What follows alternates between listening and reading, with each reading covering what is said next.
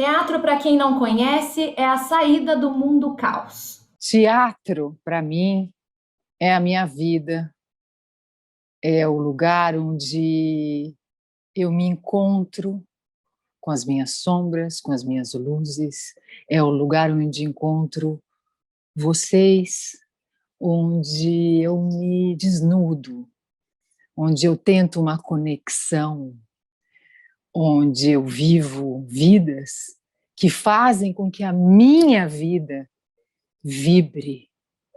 O meu coração dispara e o meu objetivo é transformar um pouquinho a vida de quem foi lá, de quem está ali, respirando dentro do teatro, junto comigo, pulsando junto. Teatro é pulsar, teatro é vida. Eu tô até com vergonha de puxar minha frase agora. Atrás agora, Ivan! Teatro, para quem não conhece, é a capacidade de sorrir e chorar no mesmo rosto. E com esse começo incrivelmente emocionante, eu trago para vocês Ondina Klein.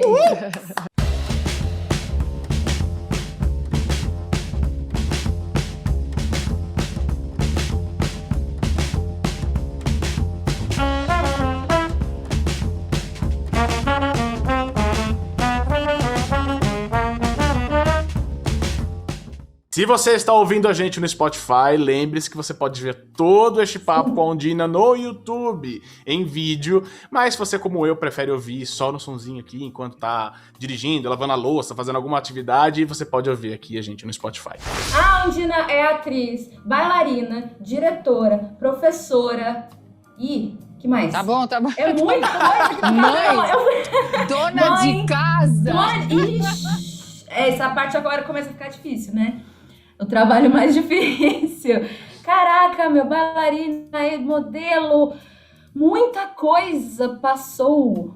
Eu fiquei chocada na hora que eu peguei a pauta na mão e fui vendo o quanto de coisa, porque eu te vi em muitos personagens, mas acho que eu nunca... Né? Quando a gente para ler sobre a pessoa que tá vindo aqui, para entender a história, etc., a gente vai descobrindo um monte de outras coisas e parece que você fez tudo ao mesmo tempo. Aí depois que a gente vai pensando e falando, não, calma aí, existe uma experiência aí. Mas a hora que a gente vê, a gente faz um uau. Né, Ivan? Não, e choca bastante porque é um currículo completo pra caramba, passando por gigantescos nomes do teatro, até já falecidos, né, como o próprio Antunes, mas, cara, como é gostoso ver um currículo assim, tantas coisas importantes realizadas pro meio. Nossa, dá até um calorzinho no coração da gente poder conversar com você hoje. Olha, é até engraçado, porque esse ano vão lançar a minha biografia. É ridículo, porque parece que biografia é uma coisa, né, dos velhos, assim... E é o pessoal do Festival de Cinema de Santos, e eles estão fazendo minha biografia. E eu fiquei falando sábado, domingo, para eles gravarem, eles estão transcrevendo. Uhum. Então, eu mesma falei, gente, quantas vidas em uma vida, assim como a Gabi falou agora há pouco, né? É exatamente essa sensação que eu tenho, mas a minha vida realmente há 35 anos que eu profissionalmente pisei num palco. E eu nunca imaginei ser atriz, eu queria ser bailarina, mas é uma vida que foi dedicada a isso. Então, quando eu olho hoje tudo que eu fiz, tem que ter, como você disse assim, é impossível isso tem que ser num período longo de tempo, né? Realmente eu fiz muita coisa, mas é porque a minha vida foi dedicada a isso, né? Então, para mim fica assim, é óbvio. Mas não é tão óbvio assim fazer teatro no Brasil, num país com as condições que a gente tem, e é uma militância, né? Exatamente. Ser artista hoje é um ato político, né? E ter o privilégio de poder se debruçar e se dedicar e dedicar a sua vida, quando a gente vê pessoas que têm essa oportunidade, esse privilégio e fazem isso com amor, e fazem da vida quase que, exatamente, uma biografia artística. Você vai ter uma biografia porque a tua vida foi muito interessante. Então, não é ridículo. A hora que a gente lê, a gente fala, cacete, cacete! Então, na nossa cabeça, né, em algumas coisas, a gente fala, caraca, mas deu tempo dela fazer tudo isso? Claro que deu. Porque começou assim, né? Não foi algo que tudo aconteceu ao mesmo tempo. Então, Exato. É muito bonito ver uma carreira toda dedicada à arte. Que bom. Forma. É bom demais. Como é que foi? Como é que foi esse começo no balé e como é que isso transicionou pro teatro? Como foi essa ordem dos fatores aí? Eu tinha faniquito no corpo, desde que eu me conheço por gente. A minha família fala que eu eu acho que eu seria considerada essas crianças hiperativas, sabe? Uhum. Então, assim, eu tinha formiga no corpo e não parava quieta. Nunca gostei de brincadeiras de boneca, o que é chamado de brincadeiras de menina. Eu nunca gostei. Eu tinha um irmão mais velho e minhas brincadeiras eram de menino. Eu achava os jogos, o rolemã, tudo que era dos meninos eu me interessava mais. Ou as brincadeiras de rua, né? E eu fui criada no interior. Eu nasci em São Paulo, meu pai era veterinário. Com 7 anos eu fui parar no interior, para minha graça, e eu agradeço isso, porque no interior em São Paulo, tudo bem que era a década de 70, né? Uhum. Não é o que é hoje, mas eu não sei se as crianças têm a oportunidade de ter o que é uma vida no interior de uma cidade de 20 mil habitantes. Então, assim, é rua, estrada de terra, canavial, algodoal. Então, assim, fazenda, o amigo que mora no sítio, a bicicleta, patins na época, porque também é da minha geração, o patins, os anos 80. Então, assim, eu tive essa oportunidade de pulsar, de viver, de correr, de ver a natureza, de comer goiaba no pé. Na minha casa tinha muito animal, porque meu pai era veterinário, então tinha animal, tinha muita árvore, e meu pai trabalhava na fazenda do governo, lá também era um lugar maravilhoso que eu frequentava muito, entendeu? Então eu tive uma vida muito livre, ao ar livre. Então, meu corpo respondia a isso, né? E a primeira coisa que eu fiz, na verdade, por causa de uma herança de um piano, que a minha avó era pianista do cinema mudo, e meu bisavô tinha um cinema, é a história do piano, né? O piano chegou, minha avó morreu, minha avó chamava Ondina, e porque eu chamava Ondina, ela deixou o piano para mim. Então, com 5 anos, o piano chegou na minha casa e eu comecei. Eu ficava no piano horas, tirando som, e aprendi a ler partitura muito cedo. E então a minha experiência assim, artística era através da música. Eu ficava horas tirando som. Só que o piano é uma coisa sentada. O que move é uma outra coisa. Mas o corpo em si fica sentado. Claro que você vai. Eu viajava muito sentada com a música. Mas o corpo desesperado para levantar e sair correndo, né? Exatamente, para pegar uma bola, para pegar. Brincar de malha, né? Não sei se vocês conhecem malhar, que é aquela bola de meinhas, né? Sim. E outras coisas mais, taco, tudo que a gente brincava. E eu sempre tive essa coisa com a dança. Para mim, o meu corpo ele se movia. Eu ficava lá horas chacoalhando, fazendo coisas que eu nem sabia o que era.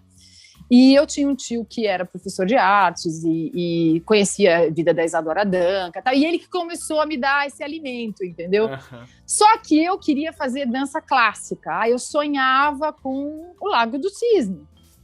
E aí eu fui... A cidade do interior onde eu morava não tinha escola de balé. E então eu fui estudar balé numa cidade vizinha. Então, assim, eu fui migrando por causa do balé. Eu fui, na verdade, voltando para cá, para São Paulo. Eu estava em Nova Odessa, eu fui para Sumaré, de Sumaré eu fui para Campinas, de Campinas eu voltei para cá com 16 anos, morando já longe dos meus pais. Então, eu moro em São Paulo sozinha. Hoje eu olho, meu filho tem 18, eu falo, gente, com 16 anos eu morava sozinha aqui em São Paulo, por causa da dança. 16 anos. 16 anos, 16 para 17. Mas eu vim com 16 para cursar o 3º colegial aqui, e para morar com esse meu tio que não tinha filhos e que até os 18 eu fiquei na casa dele. Depois eu fui viver a minha vida e já com 18 me sustentava com a dança. Então, isso não é muito simples, né? Com 15, quando eu fui para Campinas, foi quando eu pisei no palco profissionalmente para dançar a ópera O Guarani. Então, minha primeira grande experiência foi a reinauguração do Teatro La Paz, em Belém do Pará, com a ópera de Carlos Gomes, O Guarani, que toda ópera, como vocês sabem, tem uma partezinha que é uma pantomima ou um balé, né? Então tem essa teatralização ou a dança. Então a minha companhia dançou nessa ópera.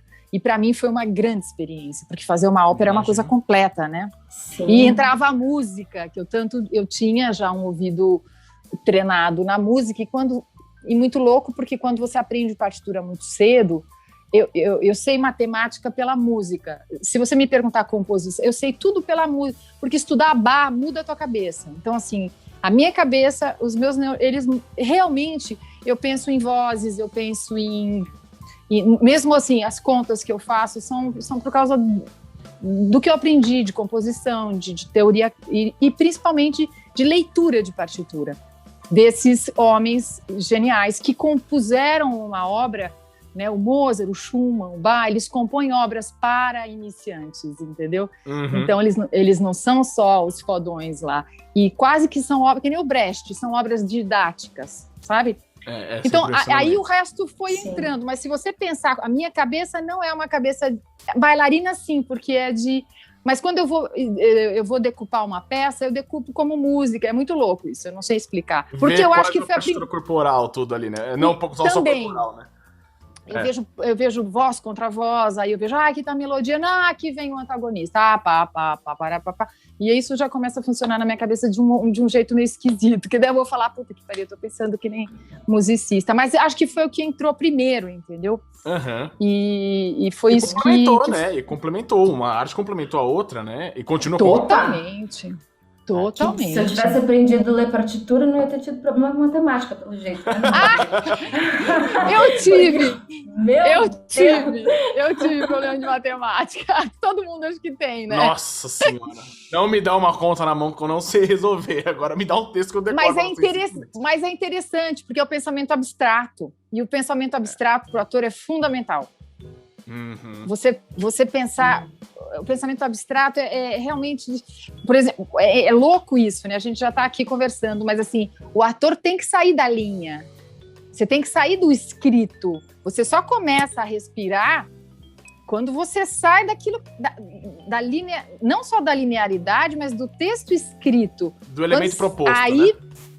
O quê? Do elemento proposto em si, né? Quando você sai do que foi proposto para você como elemento, como texto escrito, e descobre essa outra característica que o texto ali pode te entregar. O texto ele tem outra pulsação. O que está escrito, sim, você tem que... É louco, né? Você tem que seguir aquelas palavras. Uhum. Mas acontece que as palavras, elas são apenas a ponta do iceberg, né? Exatamente. E cadê aquele mundo? É aquele mundo que vai desembocar naquela palavra que começa a surgir quando você sai, né, do papel. Veio primeiro o balé, a dança, depois você foi modelo, não foi por um tempo? Por um tempo. Através da dança, eu fazia aula com um monte de gente da dança, né, que começou a fazer alguns comerciais da C&A, né? O Sebastião era um deles, tinha chegado de Minas, e a Dilma, tinha uma série de bailarinos o Luciano Quirino, que depois também virou ator. Então, assim, o povo de dança se encontrava. Você se encontra nos estúdios, né? Você vai em busca daquelas aulas. Isso é normal. Sim. E aí a gente ficava sempre de teste. E como eu precisava me sustentar aqui em São Paulo, tinha amigos que faziam bico disso, bico daquilo, eu comecei a fazer bico. Eu pegava os comerciais. Eu tinha um tipo físico... Era magra, loira, né? Esse tipo que é bem-vindo. Mas engraçado que na época o comercial da C&A também tinha um elenco de negros incrível. Uhum. Incrível. Então ele era bem heterogêneo, por incrível que pareça. E os comerciais eram dirigidos pelo José Posse Neto. Então, depois pelo Fernando Meirelles. Então eu comecei a fazer esses testes e fiz um teste para um comercial de toalha, que o fotógrafo era o César Charlone, que fez Cidade de Deus, né? Uhum. E então, assim, o meu primeiro contato com a câmera foi com os comerciais. Mas esse comercial ganhou um prêmio em Cuba, ele era muito bonito mesmo, e ele era absolutamente artístico. Eu fazia umas coisas que pareciam um robô, assim, era muito, muito, muito bem dirigido pela Naná. E fazendo esse comercial, apareceu o Marcos, que era de uma agência, e me viu e falou: nossa, Undina, você poderia tanto ser modelo. Eu falei: eu faço uns comerciais da C&A. O JC Viola que coreografava, eu faço comerciais de Azaleia, de coisa, mas um modelo nunca fui. Aí, nessa mesma época, fazendo um comercial, eu tinha uma amiga bailarina, que era a Ana Ivanov, que me chamou para fazer um ensaio com o Klaus Mitteldorf, que é meu companheiro de trabalho até hoje. E meu amigo se tornou, né? São 30 e tantos anos de amizade e de fotografia juntos, né? Inclusive, depois até é engraçado, porque no filme Vou Nadar Até Você, eu faço uma personagem mãe e a minha filha, que é a Bruna Marquezine, quando ela vai olhar as fotos da mãe, as fotos dessa mãe que sou eu mesma com 19 anos, entendeu? São as minhas próprias fotos, que são fotos de um livro do Klaus. Então, assim, é uma loucura. O Klaus me fotografa desde essa época até agora. Então, eu tenho isso registrado nos livros dele, de arte, né? Então, eu fiz eu fiz um ensaio com ele, que eram das esculturas do Rodin. Ele fotografava muitas bailarinas. Tinha fotos nuas. Eu não tinha problema nenhum com nu, porque meu tio era professor do Liceu e da Belas Artes. Eu vivia vendo modelo nu. Muitas vezes eu ficava pelada para ser desenhada, desenho de 1 minuto e tal. Então, para mim, realmente não tinha problema. A minha família era mais careta, mas eles não... Eu era sem rédeas, eles não conseguiam me... Não seguravam. Não seguravam. Que bom. Então, eu fui fazer esse... Que bom, né? Gente, mas a minha avó queria morrer, porque o que aconteceu? O que aconteceu foi que eu comecei a fazer essas fotos. Eu comecei a fazer essas fotos e as pessoas começaram a me chamar para coisas de lingerie e mesmo nua. E eu fiz um comercial de OB, que é um comercial histórico, que é o primeiro nu da televisão brasileira em comerciais. É uma propaganda que eu apareço nua. Ela demorou quase 1 ano na censura. E eu passo, caraca, cara, pelada na frente da câmera, você pode procurar, tem no YouTube. E minha avó quase teve um chilique. Só que essa propaganda, minha avó teve, ela era uma senhorinha do interior. Tadinha italiana. Da avó, não tava esperando, né? Você não avisou, você nem avisou ela anteriormente. Nossa, ai, meu pai do céu. Então, primeiro, fotografar com o Klaus, imagina você ter no teu portfólio uma foto, as pessoas já... Era um tipo de fotografia diferente. Então, assim, o povo já achava já me via de uma forma diferente. Magra, que nem com musculatura, que as pessoas não tinham músculo. Meu corpo era muito bem trabalhado, era magra, era branca. Então, assim, sei lá, eu encaixava no perfil do que era uma modelo na época. Eu tinha 1,72, tinha muitos modelos mais altas que eu, mas também não era baixa. Então, assim, aí eu fiquei na mão do Miro, do Bob Wolferson, e foi... Eu realmente não tinha muita paciência, eu não tinha paciência. Eu falava assim, vou brincar de Barbie, nunca brinquei. Barbie Face, vamos lá. Eu não tinha muita paciência, eu sou uma pessoa que eu não uso brinco. Que não é da minha personalidade. Eu uso, eu faço, mas raramente você vai me ver de cabelo. Eu sou mais, como é que fala assim, básica.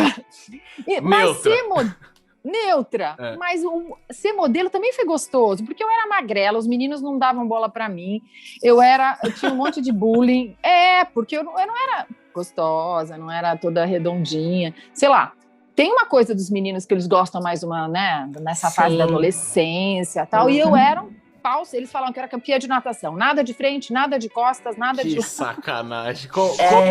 Como esses tempos as piadas eram pesadas, né, com as pessoas.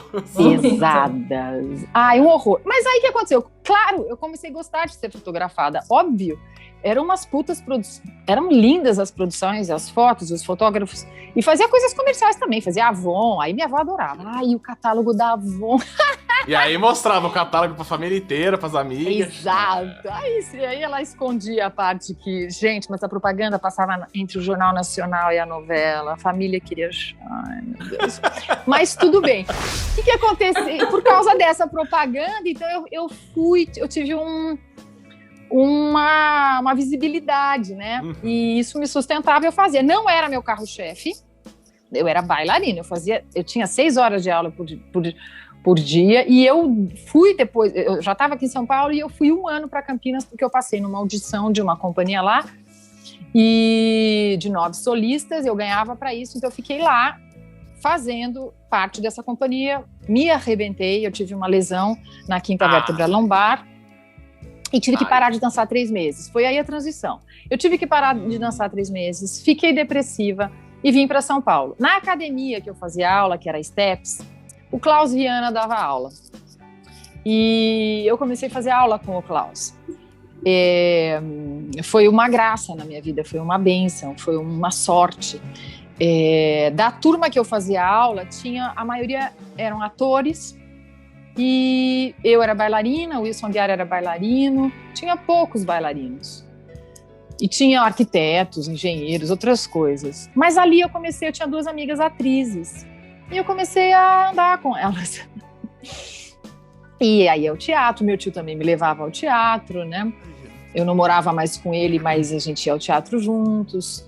E eu comecei a sentir, eu vi a Pina Bausch. A Pina Bausch chegou no Brasil e mudou minha cabeça. Eu falei, o que é isso?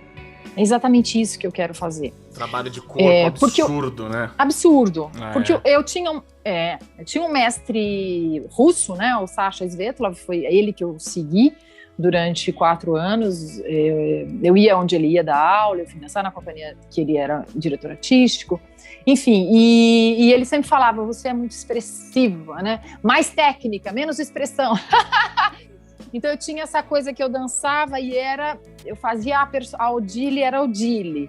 Eu fazia a Carmen, era Carmen. Eu mais me preocupava com a expressão, né, em si, né? Com a forma expressiva. Com a partitura interna. Eu fazia um developé, não era developé, era era tudo, eu criava um texto para aquilo, entendeu? Interpretava. Né? Exatamente. Interpretava. E quando eu vi a Pina Bausch, eu falei, gente, eu quero fazer isso. E fiquei com isso na cabeça, né? Eu falei, eu quero ir para Wuppertal e tal.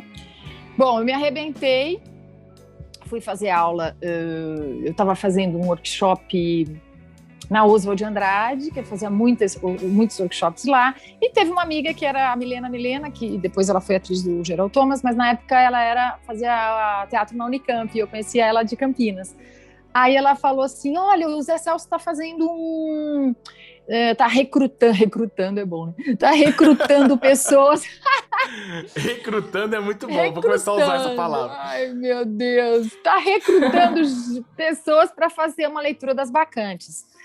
Na época, isso foi em 1990, o Oficina só era aquela passarela e tinha as arquibancadas, tinha só o fundo, as laterais não tinha. Tá. Cheguei lá, estava a Maria Alice Vergueiro lendo e um bando de gente. Ele perguntou se alguém tem problema de ficar pelado, eu falei, lá vem a pelada. Não tem. Falei, ai, meu pai do céu, o que é essa pergunta? Vamos lá. E você não conhecia o Oficina antes ou já tinha ouvido falar? Já tinha, não? Já tinha ouvido falar. Foi não. Sem conhecer. Não, mas conhecer, ido lá, vindo peça, não. Não. Meu tio falava, meu tio é muito ao cinema, e ao teatro, ele tinha visto o Balcão 6 vezes, ele tinha visto tudo do Arena, tudo do TBC, e muita coisa do Zé, ele já tinha visto o Rei da Vela, mas eu não, Zé eu só conhecia de nome e sabia que era uma coisa dionisíaca, que era uma coisa, mas nem sabia direito o que era dionisíaco, para falar bem a verdade. E ainda mais para bacantes, né? Exato. E ainda mais para bacantes. Eu fiquei lá nesse grupo que ficou lendo, que a gente ia fazer uma apresentação, acho que foi, até lembro que data, foi 25 de janeiro, no aniversário de São Paulo, uma homenagem a Oswald de Andrade. Isso está filmado pela TV Cultura, Otávio Donassi filmou, e ali eu tive uma experiência muito forte. muito forte. Imagino. Nessa lei, tava a Beatriz Azevedo, né, dirigindo, o Cris Carnes, que é um bailarino, o Dionísio Neto, que virou ator, e outras pessoas que eu nem sei quem se perderam na minha memória. Mas ali eu tive uma experiência muito forte, e eu fiquei impressionada com o Zé. E o Zé é pianista, o Zé toca. Então eu fiquei assim, só que para mim tinha uma coisa muito difícil. Eu era virgem, quase com 20 anos.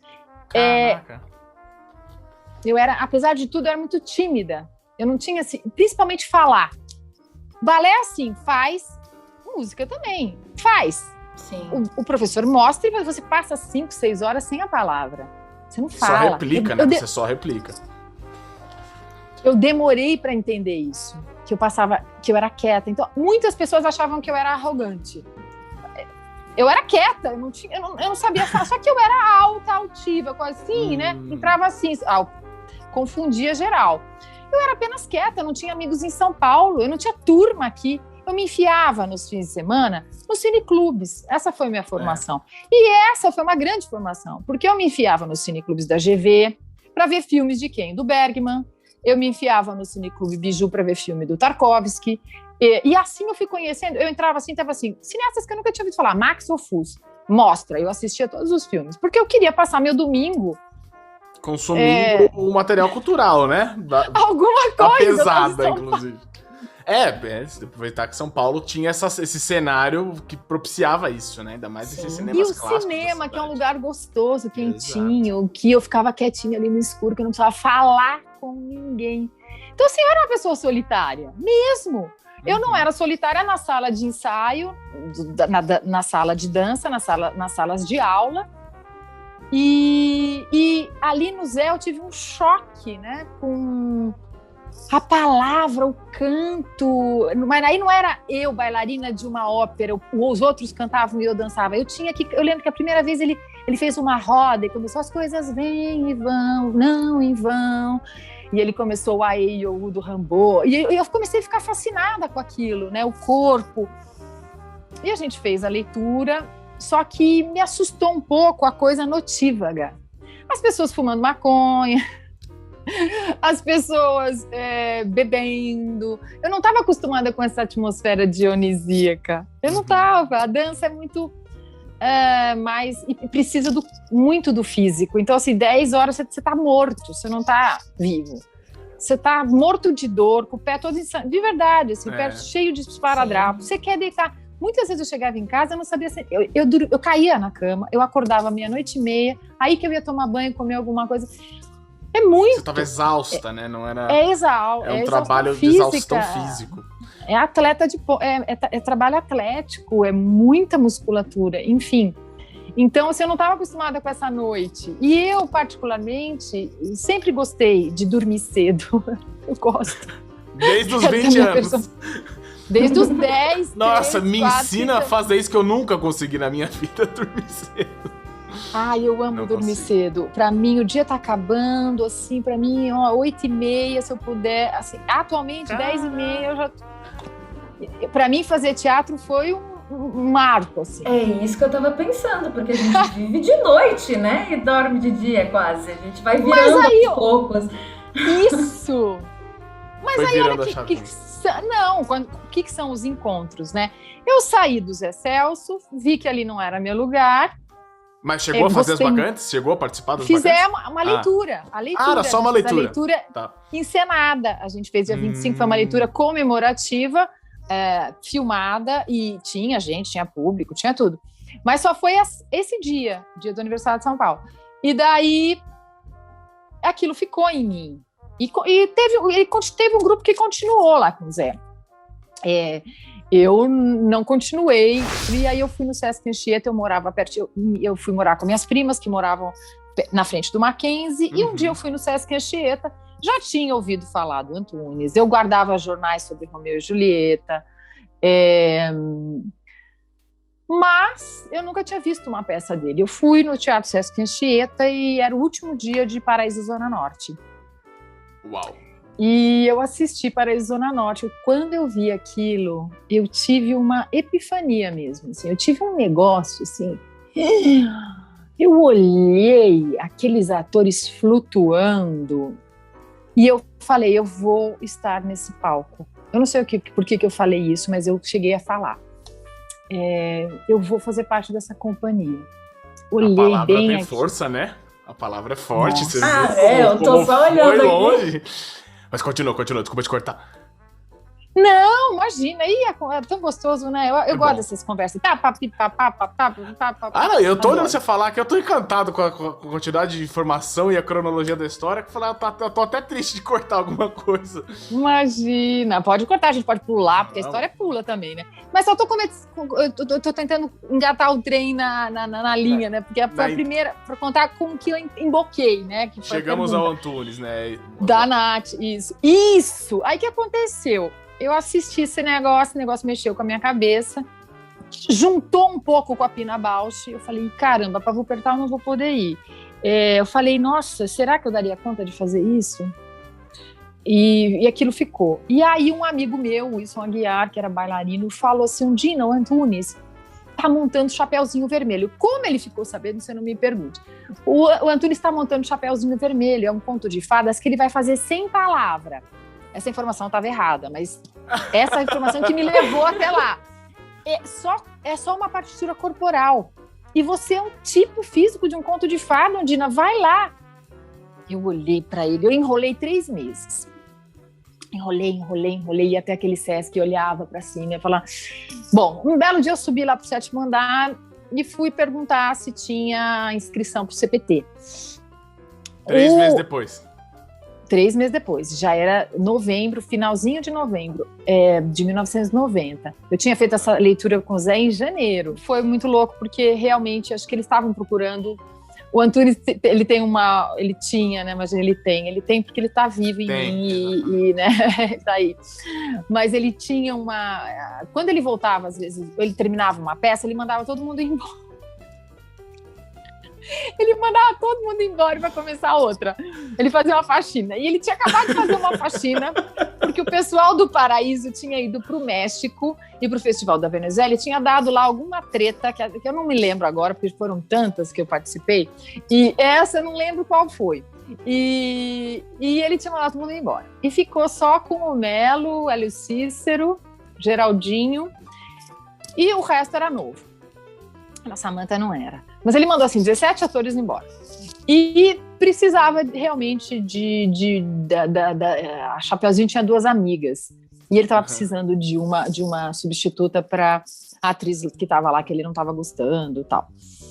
E eu entrei para perguntar sobre o CPTzinho e o secretário dele, que era o Arciso, olhou para mim e falou assim, quem te mandou aqui? Eu falei, ninguém me mandou aqui. Você não é aluna do Hélio Cícero? Eu falei, não, eu quero fazer CPT. Ela falou, peraí que eu vou chamar o Antunes. Ele chamou o Antunes, eu quase desmaiei, minha perna tremia. Nossa, eu teria caído duro. Compreendo perfeitamente. Ai, foi muito engraçado. O Antunes falou, o jeitão dele assim, você é bailarina? Sou. E largou a dança por quê? Tá aqui de segunda opção? Eu falei assim, eu olhei e falei, nossa... De cachimbo ou sem cachimbo? Aquela época de cachimbo. Imaginei. O clássico. E por incrível que pareça, eu sou muito parecida ainda, né? Mas a gente era muito parecida com a Reca Remencios, que era uma atriz que tinha acabado de fazer Matraga. Uhum. Então a Reca, a gente é muito parecida. E eu, sei lá, ele bateu o olho em mim e falou, você faz esse teste, você pode fazer sábado o teste? Eu falei, posso. Quero te testar então para um papel aí. Aí ele me deu a Aurora, me deu 7 gatinhos e me deu a Aurora para ler. E eu falei assim, meu pai, com quem que eu vou fazer? Eu tinha visto, né? 7 gatinhos. Olha a sorte, você viu essa peça? Vi. Eu assim. A única. A cara de pau. Desespero. A palavra pra mim teria sido desespero. 7 gatinhos na mata. Eu não falava. Eu fazia assim. Tadinha, gente. Aí eu peguei um plaquete. É assim, gente. Aí eu peguei aquele texto, peguei uma amiga que era do Boi Voador, a Silvinha, e falei, Silvinha, você me dá a réplica do... nós vamos fazer o teste sábado. Bom, eu tive diarreia, passei mal. O nervosismo atuando aí, ó. Eu tive 5 dias para preparar esse texto, fui lá, fiz, passei, e foi assim e a peça estreava em março, nós estávamos em dezembro, né, ao detalhe. Então, foi assim, eu já entrei assim, pá! Claro, eu tinha uma proximidade do palco, o palco é o mesmo, né, o palco... O lugar de se encontrar ali, onde você está sendo vista é o mesmo lugar, né? E a coxia, tudo, já tinha 5 anos de profissão ali, eu sabia o que era aquilo, né? E daquele teatro, né? Diferente da oficina. Daquele teatro italiano. Total, palco italiano. Totalmente não. E como mudou a experiência. E legal que você teve experiência com 2 gigantes logo de cara, né? Logo de cara. Pois é, sim. foi uma loucura. Só que o Antunes, ele combinava mais com o Apolíneo. Agora eu vou falar o povo brinca que ele não existe Apolíneo sem Dionísico, a gente sabe disso, que são 2 polos da mesma moeda.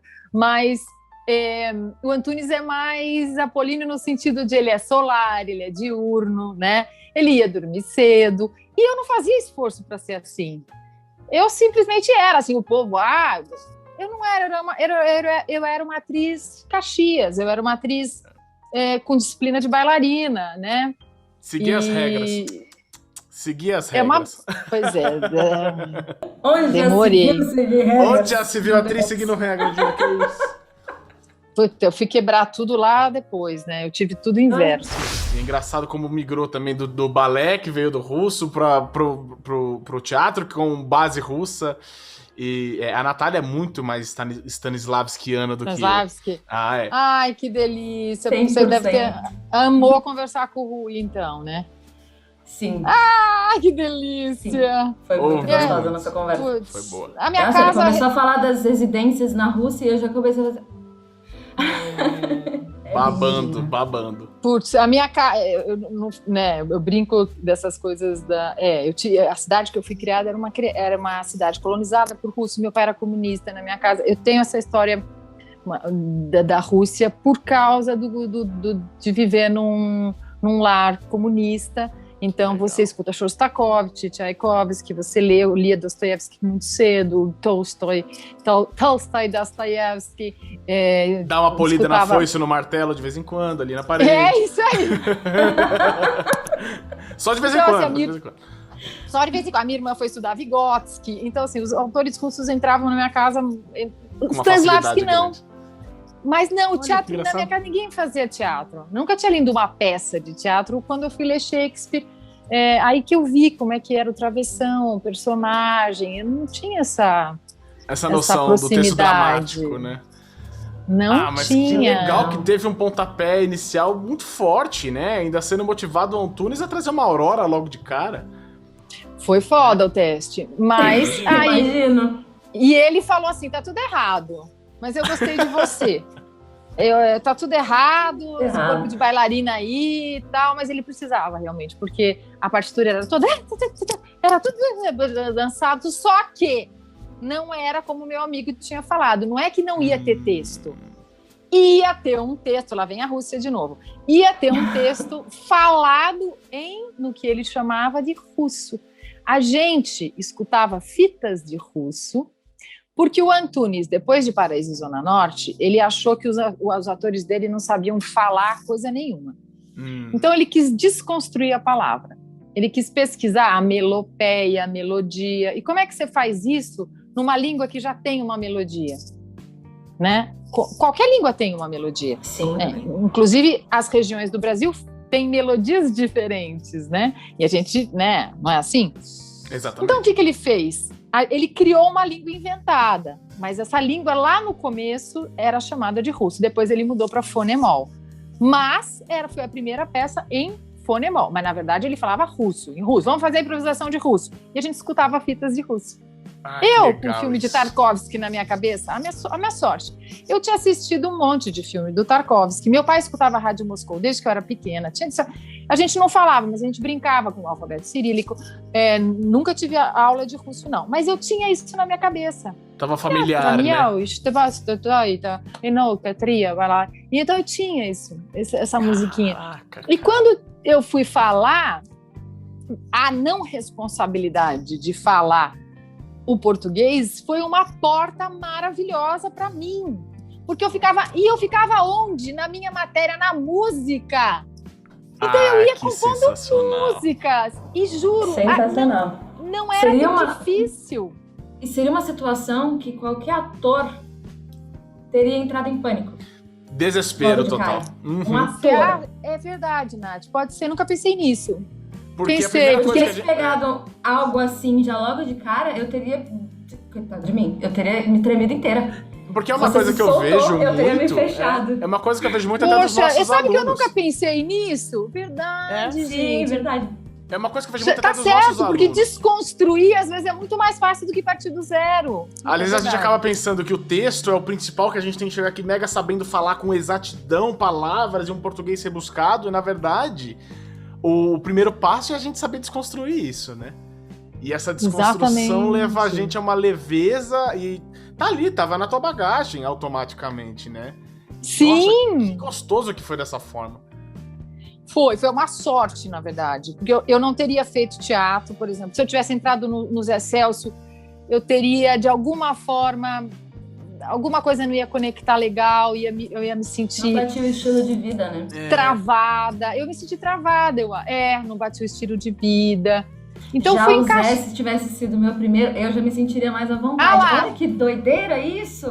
Eu penso, na minha cabeça, se o Zé Celso tivesse sido meu primeiro, eu teria travado. Olha como é louco. Nossa, talvez não. Talvez não. Eu teria travado na frente do Antunes, com certeza absoluta. Eu teria travado na frente dos dois. Então, mas às vezes é isso. Às vezes você fala assim, poxa, são os encontros, né? E encaixou. Claro que não era fácil, nem um pouco, imagina. Eu ali com o Luiz Melo. Não, imagina. Nossa. E fora que eu tinha feito as coisas de modelo, então as pessoas adoram te rotular, né? Adoram. Opa. Ou adoram te diminuir. Infelizmente, tem muito, né? Te diminuir porque daí elas... Desculpa, que eu senti no tom da sua voz a hora que você me respondeu modelo. Aí eu falei assim, você foi professora, foi modelo, né? Fui, mas... Já veio mais logo em seguida. Olha, mas gente... que eu sou atriz. Não, quantas grandes atrizes foram bailarinas? Então, quer que eu fale das internacionais? Tem esse medo, né? É que a gente tem esse medo do rótulo.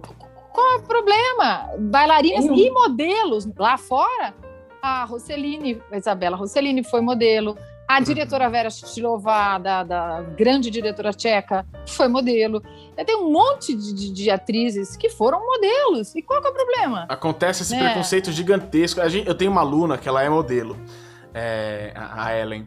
E ela tá numa briga agora muito grande, porque aconteceu esse caso, né, do MC Kevin, que faleceu. E aí descobriu-se que ele tava no quarto com uma... não sei, eu posso estar falando errado, não sei se era uma garota de programa, mas eu acho que era uma garota de programa. Era uma garota de programa e deram o nome de modelo. E deram o nome de modelo. E ela tá nas redes sociais, principalmente no Instagram, ela tá nessa campanha de, pelo amor de Deus, gente, a gente estuda pra ser modelo, para de colocar modelo pra qualquer coisa que vocês não sabem dizer o que é só um rostinho bonito aparecendo ali, é modelo. Existe todo um trabalho por trás disso, existe toda uma técnica, né? E a gente acaba inferiorizando. E como você falou, quantas atrizes são modelo e vice-versa, né? Quantas atrizes são bailarinas e vice-versa? É uma discussão eu achei longa. bonito. Tem umas que escondem, é engraçado. Eu tenho uma amiga que se tornou escritora, ela tira essa parte do currículo. Eu falo, gente, veja a Catriona Balfe, que faz o Outlander. A Catriona foi modelo de ponta, da turma da Gisele. A mulher era modelo de passarela. Vai assistir Outlander e ver se você não é capturado pela interpretação. Fala que ela tem um monte de filme. Agora, meu Deus, agora você vai jogar ela fora por quê? Porque ela foi modelo até os 30? Cada um faz o que... Né? Então, assim, mas a gente sofre. Eu sofri nesse sentido de... óbvio que somos privilegiados, mas ouvi muito isso, assim, sabe? Lá vem a bonita. Eu entendo o privilégio, mas eu entendo que no mundo do teatro, aqui em São Paulo principalmente, tem essa dificuldade de assumir o modelo junto com o ator. Parece que o ator tem que ser aquele ator raiz, que só faz teatro e só isso e só aquilo, mas não, o ator Ué, acho que a maior coisa que a gente usa somos nós mesmos. Se a gente não tem experiência na vida para poder viver e trocar com os outros, não sei como é então que a gente estuda para ser ator, porque a gente precisa viver. Então, acho que nenhuma experiência de vida seja motivo para você diminuir um profissional porque ele é ator ou não. Senão a gente vai lá e tira o atriz, coloca o psicólogo, atriz, que aqui também, a hora que eu falo uma coisa, psicóloga, mas aí você era atriz? Não, peraí, eu sou atriz e eu sou psicóloga. Os dois. Exato, Um isso não é impede o bonito. outro, né? Não fica... Nós estamos na fase do gente. Para com esse negócio de ficar, né? Ou pior, não. Ser e não ser. Ser e não ser. Olha aí. Mudamos Hamlet. Shakespeare que aceite, Não é? se quiser. É a teoria quântica agora. Shakespeare que Ser se e não ser. adapte Ser aos e não mundos ser. modernos. Depois de Einstein e a teoria quântica não é mais ou, é e. Concordo totalmente. Eu Não concordo também. Né? Psicologicamente, eu concordo ainda mais. Não é? Ai, não, você é psicóloga de Me formando psicóloga agora no formando final desse ano. Então, Enquanto sou isso só daí. terapeuta. E uma Vai atriz ter Mas maravilhosa. é uma coisa que complementa a outra, assim, Claro. fora do comum. Me ensinou a ver meus alunos de uma forma impressionante, a ver os meus papéis também de uma forma impressionante, a entender até o processo stanislavskiano como um processo de nascimento de um caminho de individuação, de um ser humano mesmo, com sombras, luzes e tudo que ele vê. Eu vou seguir a abordagem junguiana, então é bem do lado da arte. Nossa. Tem uma mandala logo aqui atrás que não me deixa mentir. Então, eu vou falar da mesma coisa no final das contas. E vou tentar usar o teatro para isso. O Antunes tinha essa raiz junguiana bem forte. Foi com ele que eu comecei a entender o que é ânima, e a pesquisar, a minha pesquisa de mitologia, de arquétipo, principalmente de mitologia, para entender os arquétipos, foi com o Antunes. E porque ele fazia as leituras das obras em cima dos arquétipos. Ele sempre fazia esse... E isso foi magnífico, realmente. Porque também foi uma outra coisa que encaixou. Né? Eu falava assim, nossa, é isso. Eu não fazia esforço para gostar do que ele falava. Eu realmente, era o meu caminho. Eu falava, nossa, né, a pesquisa do Yin e do Yang. Só que ele falava uma coisa, eu ia lá. Ele falou do Yin e Yang, eu entrei numa escola para estudar teoria chinesa dos 5 elementos. Eu me formei massagista, só não me formei acupunturista porque precisava mais de um ano, mas assim, para entender os 5 elementos, as 10.000 coisas, a teoria do Tao, eu fui estudar porque ele tinha falado Yin e Yang. Eu falei, bom, mas agora eu quero saber o que. Ele falava da meditação e do Zen. Eu fui lá para o templo. Então ele falava uma coisa, eu ia lá experimentar o troço para ver. Experimentar, sim. Né? E aí, exatamente. Então, assim, foi esse longo caminho ali dentro e um processo de individuação, né? Que não é muito simples, né? Você vai lá para o inferno mesmo, né? E vai se enfrentar as tuas sombras. Dos 20 aos 30, não é muito simples. Não mesmo. Ainda mais considerando que a senhorita foi para Nelson Rodrigues com os 2 pés no peito, né? E se tem alguém que a gente consegue dizer que a gente tem que trabalhar esse individual do ator, é o senhor Nelson Rodrigues, né? Trabalhar essa descoberta do inferno e trazer ele para a superfície, né? E até que foi Nelson que me colocou em Jung também, então a gente... no final das contas, eu fui pra psicologia por causa do teatro, foi ao contrário. Hoje a gente pode falar de Nelson numa boa, Natália? Pode falar de Nelson. Porque, Ondina, tem, acho que é o a gente não para de falar quarto de Nelson. programa seguido que a gente não consegue não falar de Nelson. Porque nossa, mas não tem como, gente. Não é que nem não pode falar de Shakespeare, não pode falar. Nelson é um marco pra gente, né? Ele é o autor brasileiro que eu tive paixão de fazer. Eu fiz Arlete, eu tenho paixão por Nelson Rodrigues e pelas mãos do Antunes, né? Eu tive realmente essa graça. Ele me deu a Lete mata o pai, E eu precisava, naquele momento da minha vida, também matar o meu pai. Então, assim, é óbvio que eu me utilizava. Sim. Aquilo foi forte demais. O Nelson te coloca ali em contato com muita coisa. Eu não teria experimentado. O teatro me fez experimentar coisas que na vida eu não experimentaria. Você não teria corrido. Exatamente. Igual o Brás falou. Sensações, sentimentos. Como o Brás falou aqui, somos tarados por Nelson Rodrigues, né? É mais do que ser fãs, é mais do que gostar. E a Arlete foi a sua primeira personagem rodriguiana? Foi. Eu não fiz a Aurora, quando ele montou, eu fiz a Arlete dos Sete Gatinhos.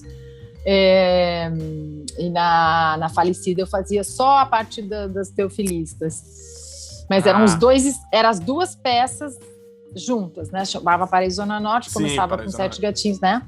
E aí eu acabei não fazendo a Arlete, fiz só pro teste mesmo, a Aurora, e fiz a Arlete, que para mim foi fantástico. Depois passou todo, foi bonito porque o primeiro espetáculo do Antunes que tinha essa peça chamava-se O Eterno Retorno. E eu brinco que para mim foi o eterno retorno, porque eu voltei para o CPT em 2012, olha só. Caraca. Eu saí em 90. Você ficou de 90 a quando?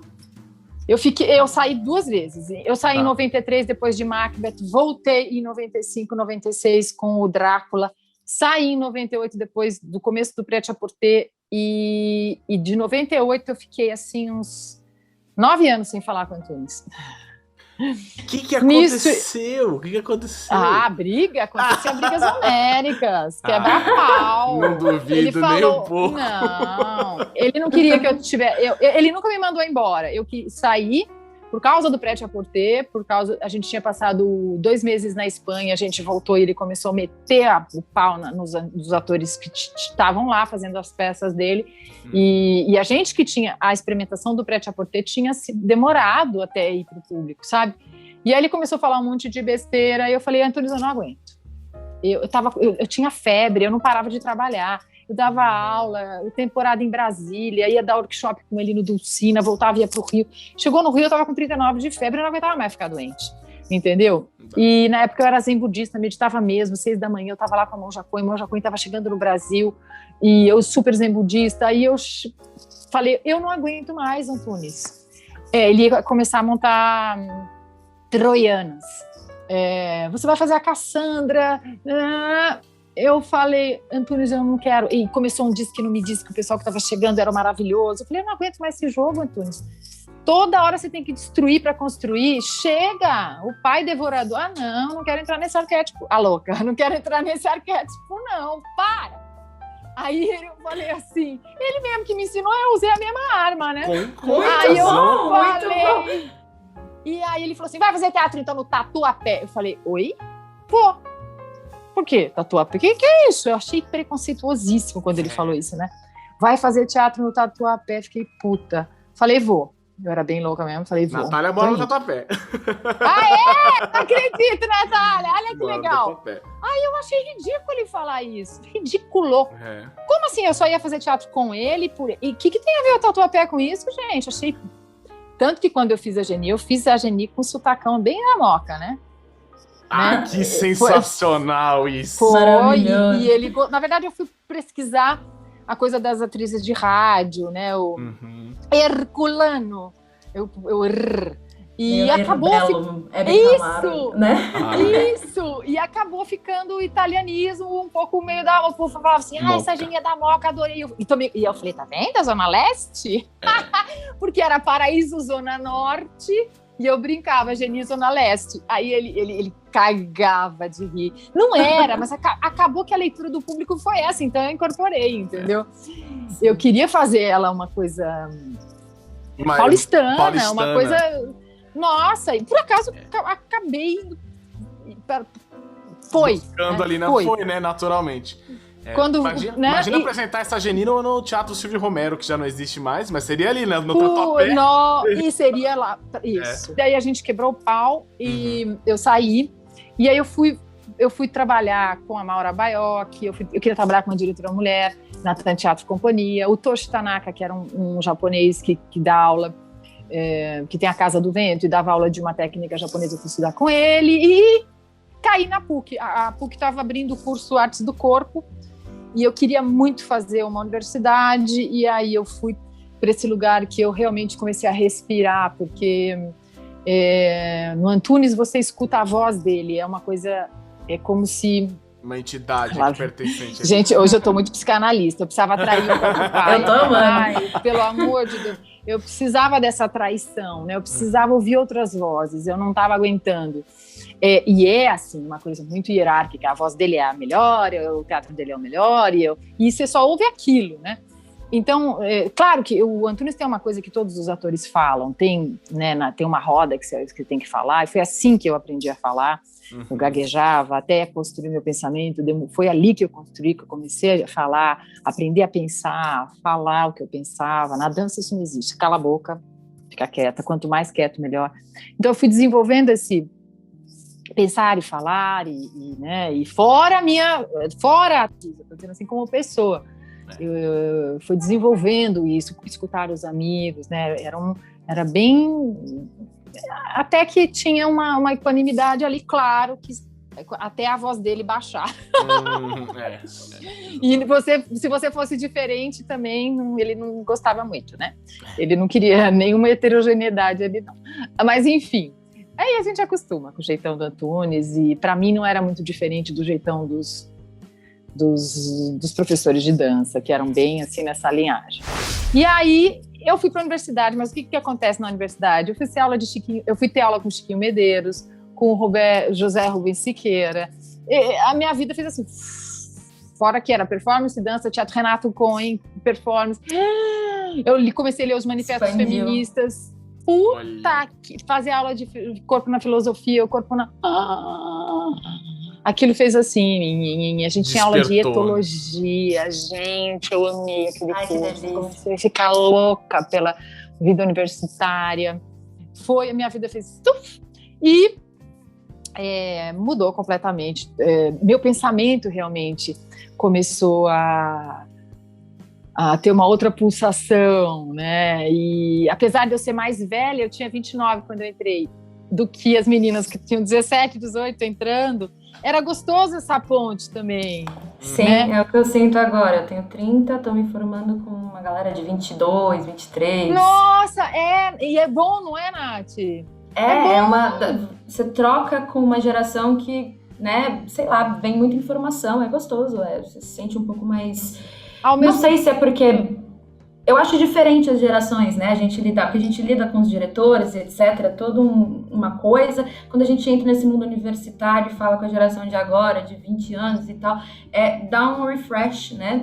Isso! A gente pensar diferente, pensar mais... Não sei. Exatamente isso. Eu comecei, né? a ver que... começou a ver um vai e vem ali, que eu não tinha um jeito de se vestir, um jeito de... Gente, a nova geração tem a palavra, vocês ainda mais ainda, tem a palavra, já tá solta a palavra na boca minha. Eu sou filha da ditadura, gente, não. Para você abrir a boca, você pedir autorização pro Papa, ainda mais com a história que eu já contei aqui. Mas assim, elas falavam, a outra falava assim, uau, e o professor ouvindo tudo. E a Pereira falava, nossa, que delícia, eu fui pegando essa coisa de falar, de que legal, um tem uma opinião, outro tem outra, e não tem problema ter opinião, e vários, né? Então, o Chiquinho falava uma coisa, a Vera Sala falava outra, a Gabi falava outra, a professora... Então, assim, é gostoso essa polifonia, porque você vai construindo ali as tuas vias, né? Não, isso deixa pra lá. Eu fui aprender a ter peneira também, que eu não tinha. Isso não, isso sim. Isso... Ai, que gosto. Isso eu gosto. E tem eu gosto e não gosto, óbvio. Isso eu quero, né? Eu quero escolher isso. Né? Isso, e vai. E então isso foi um lugar lindo da minha carreira, assim, que eu pude visitar, eu pude fazer, né? Aí a vida faz assim, né? Me casei, me apaixonei pelo professor de filosofia. que dava aula de filosofia. dele. O seu foi de filosofia, o meu foi de fenomenologia. Amo! Perloponte! Apaixonei. Ai, quem não se apaixonou? Eu também me apaixonaria se eu tivesse fenomenologia. Ah, meu pai! Ai, esse é o... Ai, que incrível, a fenomenologia. A minha irmã minha mãe é psicóloga, né, da USP, fez doutorado, e ela era apaixonada por... Eu conheço a fenomenologia por causa dela, senão não teria tido nenhum... É, fantástico. E era uma discussão muito interessante, muito que ela gostava. E eu passei a ler Merleau-Ponty por causa dela e a entender muita coisa com ela. E aí eu me apaixonei pelo professor Duran, casei, tive filho. Então eu adolesci na faculdade, com 30 anos. Então eu acredito que a adolescência não é...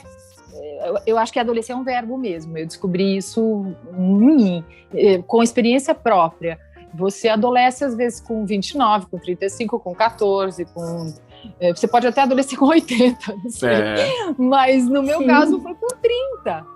Eu comecei a adolescer, o meu espírito estava de uma... Né, toda a rigidez que eu vivi no balé clássico e no Antunes, elas não é que se dissolveram, passaram por um outro movimento que eu precisava. Foram reformuladas, né, vamos dizer assim. Eu tinha uma certa dureza no meu ser, mas não tinha, a forma foi essa, não vou ficar discutindo com isso, foi assim. E foi os contatos que eu tinha, e foi o tipo de... Eu era muito certa, eu achava que eu ia acertar, e você sabe que para ser ator é o contrário, você tem que errar, você tem que se fuder, você não é o resultado, Só que as chapuletadas que a gente também leva, né, né, o Antunes não era nada fácil, aí vem o lado, né, lá vem o Dark Side, né, ele queria que a gente acertasse, então você vai ficando de um jeito que você não acerta nada, né. Você fica obrigado a acertar mesmo sem experimentar, não. Né, aí eu não tem isso. Consigo também. Muito duro. Quando é assim. Essa cobrança do resultado, não é? Cobrança do resultado, concordo. Exatamente. Eu concordo. Não é? Vocês são de pedagogos, vocês sabem disso, né? Eu fico pensando nos diretores que a gente já passou. Eu já fiz tanta coisa com o Ivan nessa vida e a gente já passou por tantos diretores e tantas opiniões e tantas chicotadas e tantos gritos que a gente tantos egos, né, Nath? A gente acaba passando por pessoas que a gente... Eu não vou citar nomes aqui, mas a gente passou muito tempo... no quesito pejorativo. Não, mas é o ego no sentido da gente... O ator tem que ter o seu ego, né? Ele tem que saber que se ele não gostar e desgostar de si mesmo, ele também não vai conseguir desenvolver e criar nada. Mas às vezes esse ego, ele ultrapassa a barreira do saudável e ele possibilita que a gente veja o mundo com outros olros, né? Existe o diretor rígido e o diretor egocêntrico. Com certeza. Exato. A gente ficou muito tempo... É uma diferença muito grande. A gente foi dirigido muito tempo por uma pessoa que ela não aceitava que ela não fosse diretora, que ela não fosse protagonista, que ela não fosse a dramaturga ou a adaptação da obra. Eu escrevo, eu faço, eu falo, eu canto, e a gente via isso, o tempo foi passando. A primeira, segunda vez, fala, tá bom, vamos comprar ideia, vamos ver até onde isso vai.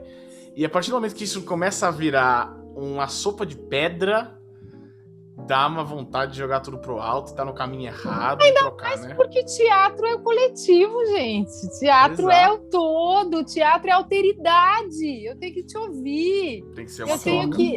Vamos ver aí qual que é, não é? É o que acontece entre nós. Claro que pode ter uma condução, eu gosto da palavra condução. É bom. Pode haver uma condução. Sim. Uma direção nesse sentido de direcionar. Isso, pronto. Né? Agora, pode sim, o diretor tem que saber conduzir. Agora, acho que tem que ter muita troca. Eu acredito, né? Eu acredito na troca. Faça esse podcast como especial para quem fez o curso de Stanislavski comigo, porque a gente está conversando aqui exatamente aquilo que eu falei lá, com várias regras. Que professora, viu, Ondina? Essa mulher, além de uma atriz incrível, é uma professora maravilhosa. Isso é interessante também, né? Porque tem atores que são tem essa coisa da pedagogia per se, é da pessoa. E isso tem que aproveitar. Desde os 17 anos. Foi muito um caminho que foi fácil para eu fazer. Foi, para mim é a mesma coisa. Eu dou aula de balé desde os 14. E minha família, todo mundo é pedagogo. Escola com o nome da minha avó, escola com o nome do meu avô, né? E minha irmã largou psicologia para fazer psicologia da educação, pedagogia da educação. Bom, não sei se é por isso, mas eu acho que tem um dom natural. Eu comecei a dar aula no CPT muito nova. Eu comecei a dar aula de corpo, né? E eu vejo que eu tenho essa facilidade. E não é não é ego. Assim como outra pessoa tem facilidade de outra coisa. Tem gente que tem facilidade para ensinar. E quando eu vou ensinar, eu juro, eu tento ser o mais simples possível. Simplificar ao máximo, não complicar. Uhum. O que eu gostaria que as pessoas aprendessem. Inclusive no CPT eu não ficava dando tudo que o Antunes falava. Segundo ato, outro cenário abre. Essa é a magia do teatro. Forno.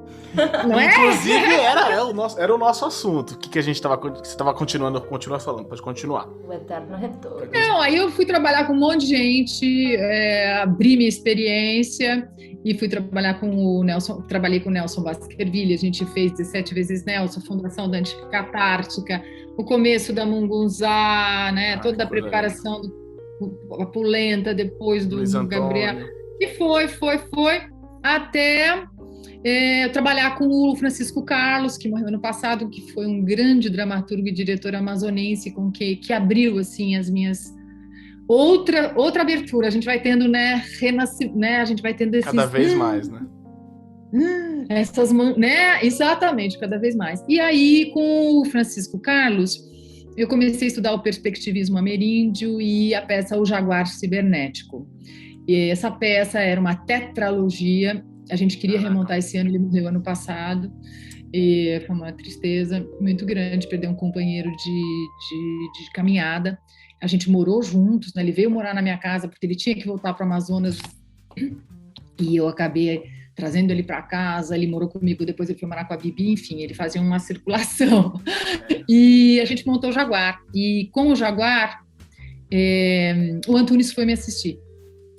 E ele foi me assistir e depois de 3 dias ele me ligou. E quando o Antunes te liga, você fala, oi, peraí. Deixa eu parar o que eu tô fazendo. E aí ele me ligou, quero conversar com você. Falei, eita. Eu nunca imaginei, agora é sério, eu nunca imaginei que o Antunes fosse me chamar para voltar para o CPT, mas nunca. Jamais. Ainda mais, ele me chamou e disse assim, olha, eu tô querendo remontar o Toda Nudez faz muito tempo e eu tô procurando a Geni, né? Eu não podia imaginar que eu ia te fazer esse convite. Olha como ele foi cruel. Eu nem podia imaginar que eu ia te fazer esse convite, mas eu fui te assistir na peça e, você se desembucetou, agora você já é mãe e tal, e vamos tentar. A gente sabe das nossas diferenças, mas eu acho que vai dar. Vamos tentar? Eu vou montar 20 minutos pro Mirada, porque são 100 anos de Nelson, 30 anos do CPT, faz todo sentido você voltar. E eu acho que você vai fazer a Geni que eu imagino. Eu falei, Antunes? Eu falei, ele levei um susto. Eu falei, a Geni? Ele falou, a Geni, Toda Nudez será castigada. Eu quase caí. E quando ele falou Toda Nudez, não tinha entrado na minha cabeça, porque para mim Toda Nudez e álbum de família faziam parte do eterno retorno, de um espetáculo só. Eu já estava pensando em outra coisa. Quando caiu a ficha, né? Eu falei, essa Geni? Ele falou, a Geni, o meu Pierrot Lunaire, a Geni para mim. Aí ele começou a falar o que é a Geni. Eu falo no Desconstruindo, tem um programa do Sesc que chama Desconstruindo Espetáculos, eu falo sobre isso. Ele começou a falar, é o Dostoiévski. Eu falei, oi? Ele falou, a Geni é a Sônia dos Dostoiévski. Eu falei, como é que é, Antunes? Aí eu fui... Que? Nelson ri, Dostoiévski, Aí foi forte para mim que ele disse, eu quero trabalhar a pureza, Dina. A Geni vem, mas ela vem do lado branco da lua, ela vem da luz. Ela para mim é a própria inocência. Eu no meu rolo regalou desse tamanho, né? Eu conheço o Antunes, eu não estava acreditando naquilo, eu nunca tinha ouvido ele falar. Eu já estava, né? Eu estava com 42, né? Realmente eu já estava uma mulher e ele também estava muito diferente, ele tinha passado por o Antunes passou por uma grande transformação. Santo, ele estava longe de ser, né, canonizado, mas ele ficou mais suave, ele foi ver peça com outras pessoas, ele passou a circular em São Paulo, a não se achar o centro, né, continuava, claro, não é, parou de fumar cachimbo. Talvez a grande mudança. Por obrigação, talvez. Tadinho. Pois é. É. Então foi assim, aí foi uma experiência muito forte, porque quando eu voltei para fazer Geni, quando eu fiz com ele na década de 80, eu não me sentia com as ferramentas, diríamos assim, né, com a técnica preparada para dar o que ele queria. Ainda mais Geni, quando né? eu fiz a Geni, puta, você sabe quando você tá com os ingredientes no colo, assim, de verdade, assim, você tá... Claro que juntar os ingredientes é outra coisa, não sabia se ia dar certo ou não. Mas eu estava muito... Realmente, eu tinha caminhado muito. Como pessoa, como atriz. Como artista, no geral. Como artista. E eu nunca achei que ele fosse me chamar de volta. Eu tinha dado aula não sei quantos anos, eu tinha formado muita gente. E realmente foi uma surpresa para mim. E a gente começou a trabalhar e foi incrível. Foi incrível, porque encaixava. Quando eu cheguei no teatro, ele me deu a fita da montagem de 1984 para assistir, eu assisti. Eu sempre sou assim com todos os diretores, eu já chego com a minha proposta de figurino, eu já chego montada. Eu já chego com uma roupa que não é a minha, que é uma outra. Pode até ser neutra, mas a minha não é. Eu cheguei de branco, eu pisei no palco, ele começou a falar da Geni, eu pus a mão assim na calcinha, eu menstruei. Ele olhou e falou assim, vem ela! Olha lá o sangue! Olha lá! A lua! Olha lá! Lá vem ela sujar! Começou! Aí foi muito significativo. É lógico, a personagem que a gente tá falando.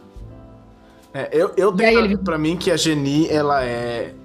acho que Geni e Serginho, os dois maiores personagens de Nelson Rodrigues. Assim. Eu tenho uma paixão gigantesca por Senhora dos Afogados. Eu amo todo o enredo de Senhora dos Afogados. Eu acho que Moema é a maior vilã rodriguiana. Mas a força que Geni e Serginho têm e o duo que eles fazem, né? Das duas purezas dos dois lados da moeda, eu acho um presente. Ainda mais em toda... A gente que tem muito dessa questão energética, que a gente acredita muito nos misticismos que circundam, ter essa experiência e trazer uma Geni assim, nossa, deve ter sido uma experiência...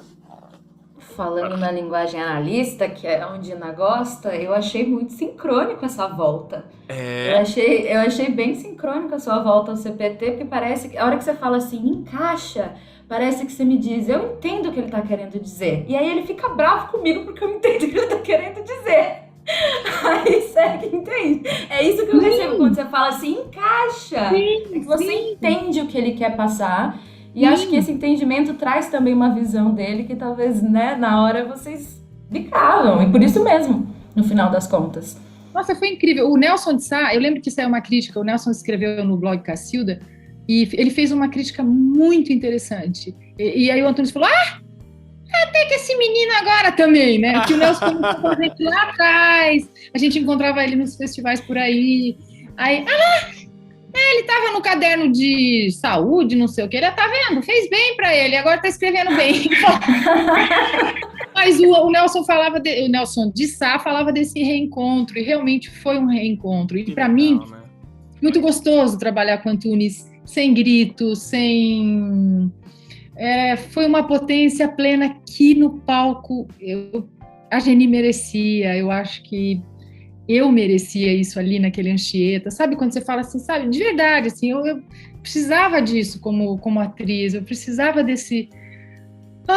sabe quando você volta para casa da mãe e é bom? Porque ali o Anchieta foi a minha casa.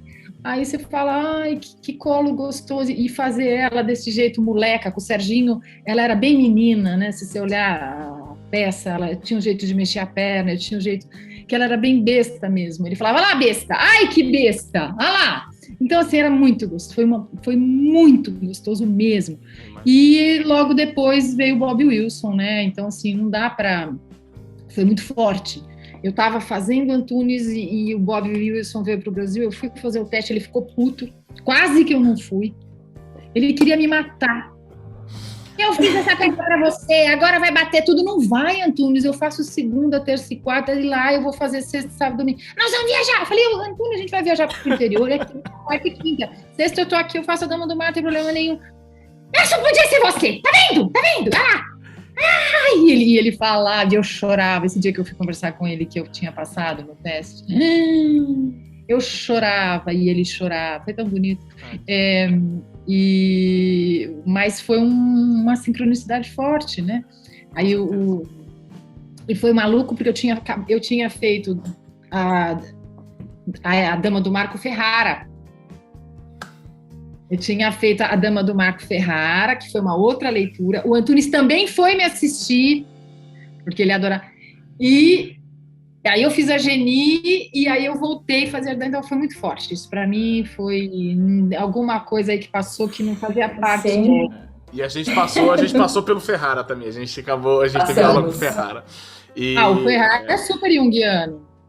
Totalmente. Sim, ele inclusive tá fazendo psicologia agora. Ele tá fazendo faculdade. Exatamente. Não, e que nem você brincou, que o Antunes falou, que você desembucetou.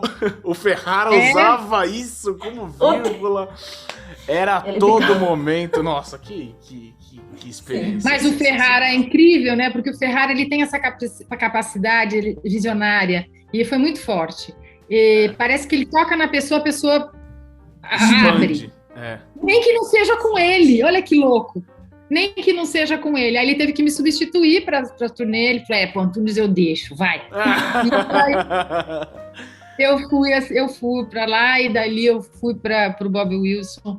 E aí minha carreira realmente... Não é que... Mas eu tive uma certa consagração ali, nem do público, nem sei, mas minha. Sabe assim, sabe quando você... lá venho eu com a mitologia, se torna rainha no sentido de...